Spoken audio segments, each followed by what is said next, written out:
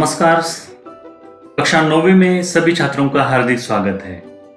आज जिस पाठ के बारे में जानकारी लेने जा रहे हैं वो पाठ बहुत ही रंजक और रोमांचकारी है। लेखक राजेंद्र लाल हांडा जी ने बहुत ही रंजक तरीके से हमारे सामने रखने का प्रयास किया है। ये एक हास्य व्यंग्यपरक कहानी है। इसके जो प्रमुख पात्र है वह भी रंजक है। ये बिल्ली, अमरू, चूहे ऐसे पात्र यहाँ इस कहानी में सम्मिलित किए गए हैं और इन पात्रों के साथ लेखक राजेंद्र लाल हांडा जी के साथ हम आगे बढ़ने वाले हैं। तो कक्षा 9वीं का पाठ क्रमांक 2, बिल्ली का बिलंगुड़ा। मैं श्री गावले एवं आपके सामने लेखक राजेंद्र लाल हांडा जी की ये जो रचना है, ये जो कृति है, यह प्रस्तुत करने का प्रयास करूंगा। सबसे पहले हम राजेंद्र लाल हांडा जी का परिचय करा लेते हैं। हांडा जी एक जाने माने कथाकार है और उनकी रचनाएं पत्र पत्रिकाओं में निरंतर छपती रहती है, निरंतर प्रकाशित होती रहती है और उनकी रचनाओं में समसामयिक विषयों पर सामाजिक समस्याओं को उद्घाटित करना दिखाई देता है। इसका मतलब ये होता है कि समाज में घटित प्रसंगों को वर्णन करते हुए हमारे सामने वो प्रस्तुत करते हैं। पाठ के बारे में भी जानकारी हम लेंगे। ये इस पाठ की जो विधा है कहानी है और कहानी की परिभाषा अगर जानने का प्रयास करें तो हमें पता चलेगा कि जीवन की किसी भी घटना का रोचक वर्णन कहानी में होता है। और यहाँ पर हास्य व्यंग्यपरक कहानी है जो कि हल्के फुल्के अंदाज में हमारे सामने रखने का प्रयास हांडा जी ने किया है। और गलत फहमी के कारण कभी कभी ऐसी विकट स्थिति उत्पन्न हो जाती है कि तूफान खड़ा हो जाता है। इस कहानी में भी ऐसा ही कुछ हमें देखने को मिलेगा। तो 4 मुद्दों के साथ हम आगे बढ़ने वाले हैं। सबसे पहला जो मुद्दा है, बिल्ली का घर में प्रवेश। देखिए, चूहों को बाहर निकालने के लिए बिल्ली को अंदर किया जाता है, लेकिन बिल्ली का घर में प्रवेश होने के बाद वही बिल्ली मतलब चूहों से तो पीछा छुड़ाती है लेकिन खुद परेशानी का कारण बन जाती है। और फिर बिल्ली से पीछा छुड़ाने का प्रयास किया जाता है। उसे बाहर छोड़ने के लिए अमरू बोरी में पकड़कर उसे ले जाता है, लेकिन रास्ते में पकड़ा जाता है। फिर आगे जाकर अमरू का क्या होता है, लोग उसके साथ कौन सा व्यवहार करते हैं, बिल्ली का क्या होता है, यह पाठ हम विश्लेषण पूर्वक जानने का प्रयास करेंगे राजेंद्र लाल हांडा जी के साथ। तो चलिए हम आगे बढ़ते हैं राजेंद्र लाल हांडा जी के साथ। बिल्ली का बिलंगुड़ा। नमस्ते। देखिए, बिल्ली का घर में आना अशुभ माना जाता था, बहुत बुरा समझा जाता था। परंतु आजकल की परिस्थिति के अनुसार पुरानी विचारधारा और परंपरा घपले में पड़ गई है। घपले में पड़ना मतलब कोने में जाना तथा प्रवाह के बाहर जाना। वही विचार ठीक समझा जाता है जिससे काम चले। पिछले दिनों लेखक कहते हैं कि हमारे घर में बहुत चूहे हो गए थे और कोई भी उपाय कारीगर नहीं कर रहा था। मतलब आटे और अनाज के लिए भी लोहे के पीपे बनवाए गए, उसमें भी वो घुसने लगे। इस समस्या पर कई मित्रों से बाद में जाकर परामर्श किया गया, चर्चा की गई चूहों से पीछा कैसे छुड़ाया जाए। लेकिन सभी मित्रों से परामर्श करने के बाद आखिरकार यह फैसला हुआ कि घर में बिल्ली पाली जाए और बिल्ली का आना निश्चित हो गया। इस प्रस्ताव पर किसी को कोई आपत्ति नहीं थी। घर में बिल्ली आ गई, बहुत खातिरदारी उसकी होने लगी। कभी बच्चे दूध पिलाते, कभी रोटी खिलाते। उसने विधि पूर्वक चूहों का सफाया करना अब शुरू कर दिया था। देखते ही देखते सब चूहे गायब हो गए। सब लोग बड़े खुश थे। बिल्ली प्रायः सब लोगों की थाली से घुटन ही खाती थी, इसलिए हमें इसका कोई खर्चा नहीं पड़ा। लेकिन 2 महीने बाद जरा हमने चूहों से तो पीछा छुड़ा लिया, लेकिन बिल्ली से तंग आ गए, क्योंकि चूहे सिर्फ खाली अनाज ही खाते थे। लेकिन बिल्ली तो तंग भी करती है और बहुत सारे व्यवहार ऐसे करती है जिससे हम सब तंग आ गए। उसके प्रति हमारा व्यवहार भी बदल गया। बिल्ली कम समझदार जानवर नहीं है। जो शेर के काबू में नहीं आई वो हमसे कैसे मात खा जाती। उसने भी अपना रवैया बदल लिया। बहुत होशियार होती है।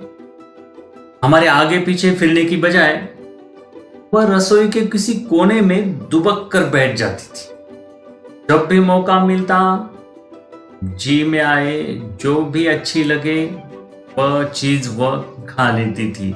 इस तरह चोरी करते बिल्ली कई बार पकड़ी जा चुकी है। एक दिन सुबह उठते ही मैं रसोई में कुछ लेने गया तो देखता हूं कि कड़े हुए दूध का दही जो रात को बड़े चाव से जमाया था, बिल्ली खूब मजे से खा रही थी। अब तो हमें चिंता होने लगी कि बिल्ली से कैसे पीछा छुड़ाया जाए। मेरा नौकर बहुत ही होशियार है। रात को काम खत्म करके जाने से पहले उसने एक खाली बोरी के अंदर 2 रोटियां डाल दी और चुपके से एक तरफ खड़ा हो गया और बिल्ली का इंतजार करता रहा। जैसे ही बिल्ली रोटियां खाने के लिए अंदर गई, टपक कर उसने बोरी का मुंह बंद कर लिया।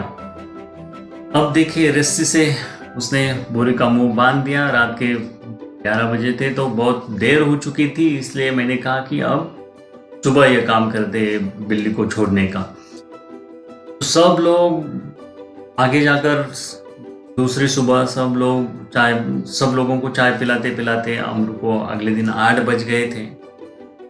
और मैंने उसे याद भी दिलाया कि उसे बिल्ली को भूली भटियारिन की तरफ छोड़ाना है। और आगे जाकर अमरू बोरी को कंधे पर लिए अमरू अब चल दिया था। बात आई गई हो गई और मैं भी दफ्तर जाने की तैयारी में था, इसलिए स्नान आदि में व्यस्त था। तभी गुसल खाने में मुझे जोर का शोर सुनाई दिया। मैं नहाने में व्यस्त था और गुनगुना रहा था, इसलिए मेरा ध्यान नहीं गया। लेकिन 2 मिनट के बाद फिर वही शोर सुनाई दिया और एक आदमी आवाज लगा रहा था कि आपका नौकर पकड़ा गया है। अगर आप उसे छुड़ाना चाहते हैं तो वो छप्पर वाले कुएं की तरफ आए। ये दिल्ली के इलाके है, छप्पर वाला कुआ हो, भूली भटियारिन हो, ये दिल्ली के इलाके है। मैं हैरान हुआ, समझा शायद अमरू किसी की साइकिल से टकरा गया होगा, शायद साइकिल वाले का नुकसान हो गया होगा और उसने अमरू को धर पकड़ा होगा। रही आदमी इकट्ठा होने की बात, तो दिल्ली में बहुत आसान है और करोल बाग में तो बिल्कुल आसान। पता ही नहीं चलता लोगों को बहुत सारे कि कहाँ जाए, कहाँ रुके, क्या करे। खैर उधर जा ही रहा था कि रास्ते में खाली बोरी लटकाए अमरू आता हुआ दिखाई दिया। खूब दिल खिलाकर हंस रहा था। उसे डांटते हुए मैंने पूछा, अरे बात क्या हुई? उन्हें आज सुबह ही क्या गड़बड़ की जो इतना शोर मचा रहे हो और मोहल्ले के लोग तुझे मारने को दौड़े? हुआ क्या है? अमरू को कुछ कहना नहीं पड़ा। उसके पीछे कुछ आदमी आ रहे थे। उन्होंने मुझे सारा मामला आसानी से समझा दिया और बात यह हुई कि अमरू कंधे पर बोरी लटकाए बिल्ली को बाहर छोड़ने जा रहा था। कुछ लोगों को शक हुआ कि बोरी में बच्चा है और 2 आदमी चुपके चुपके उसके पीछे हो लिए। उन्होंने देखा कि बोरी अंदर से हिल रही है। बस उन्हें विश्वास हो गया कि बदमाश ने किसी बच्चे को चुरा लिया है, पकड़ा है। अमरू स्वभाव से अल्पभाषी और खुशमस्करा भी था। वो चुप रहा। 50 आदमी इकट्ठा हो गए। एक ने तो पुलिस को भी थाने से बुला लाया और थानेदार को देखते एक उत्साही दर्शक जो था वो बाएं ऊपर करते हुए बोला, अब हम इसकी मरम्मत करेंगे। भीड़ में दसियों ने इस सुंदर प्रस्ताव का समर्थन किया और अमरू को पीटने के लिए लोग तैयार हो गए। उन दिनों दिल्ली में बड़ी सनसनी फैली हुई थी। नगर के पत्र पत्रिकाओं में छपा था। 1-2 बार तो आदमी ले जाने की भी खबर आई थी। स्कूलों से बच्चे बहुत सावधानी से लाए जाते थे। स्कूलों से, हाँ, पार्कों और बाहर गलियों में भी बच्चों का खेलना बंद हो चुका था। दिल्ली नगर पालिका, संसद, सभी जगह इसी विषय पर अनेक सवाल हो उठे थे। इसलिए इस मामले में राजधानी के सभी नागरिकों को दिलचस्पी थी। और यहाँ पर आश्चर्य की बात यह थी कि अमरू की पिटाई अभी तक क्यों नहीं शुरू हुई। अगर थानेदार और पुलिस का सिपाही वहां न होते तो अब तक अमरू पर भीड़ टूट पड़ी होती। थानेदार ने आते ही अमरू की कलाई पकड़ ली और पूछा, बोल यह बच्चा तूने कहां से उठाया है? अमरू अब तक तो दिल ही दिल में हंस रहा था, मगर थानेदार की धमकियों से कुछ घबरा गया। कभी आवाज ने थानेदार से बोला, सरकार मैंने किसी का बच्चा नहीं उठाया, ना मैं बदमाश हूं, मैं तो एक भले घर का नौकर हूं, रोटी चौका करता हूं और अपना पेट पालता हूं। जो आदमी थानेदार को बुलाकर लाया था क्रोध में आकर बोला, क्यों बकता है बे? दरोगा जी ये ऐसे नहीं मानेगा, 2-4 बेत रसीद दीजिए। दरोगा ने बगल से निकाल कर एक बेत अपने हाथ में ले ली। या अमरू नम्रतापूर्वक बोला,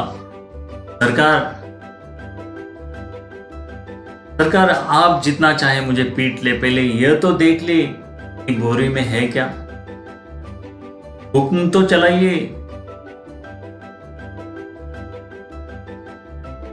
यद्यपि थानेदार इस बात पर राजी हो गए थे, पर भीड़ कब मानने वाली थी। लोग चिल्ला उठे, हरगिज नहीं, ऐसा कभी नहीं होगा, हम सब इस आदमी की बदमाशी के गवाह हैं, मामला अभी दबने नहीं देंगे। थानेदार डर गए कि उनकी नीयत पर लोगों को शक हो रहा है। उन्होंने अमरू से कहा, अच्छा बोरी को नीचे रखो, इसका मुंह खोलो। अमरू ने शांतिपूर्वक नीचे बैठ गया और बोरी का मुंह खोला। जैसे ही मुंह खोला, बिल्ली का बिलंगुड़ा छलांगे मारता हुआ एक तरफ भाग गया और देखते ही देखते थानेदार लोग दंग रह गए। थानेदार की भी समझ में ना आया कि अब क्या करे। वह थाने की तरफ मुड़ा और एक तांगे वाले की पीठ पर बेत मारते हुए बोला कि जानते नहीं कि रास्ते में तांगा खड़ा नहीं करना चाहिए। इस प्रकार अपनी जेब मिटाने लगा। देखिए यहाँ पर सारे लोग चले गए और अमरू भी हंसता खिलखिलाता हुआ वापस आ गया। लेखक राजेंद्र लाल हंडा इस हास्यपरक प्रसंग के माध्यम से हमें बताना चाहते हैं कि गलतफहमी के कारण किस प्रकार की अनहोनी भी हो सकती है। और इस पाठ के माध्यम से हमें यही संदेश मिलता है कि गलतफहमी के कारण हमें कुछ गलत निर्णय नहीं लेना चाहिए। यह हास्य व्यंग्यपरक कहानी थी, इसलिए यहाँ पर थोड़ी सी हंसी के क्षण उत्पन्न किए गए हैं। तो चलिए इस पाठ के साथ यहीं पर रुकते हैं। लेखक राजेंद्र लाल हंडा जी के साथ यहीं पर रुकते हैं। धन्यवाद।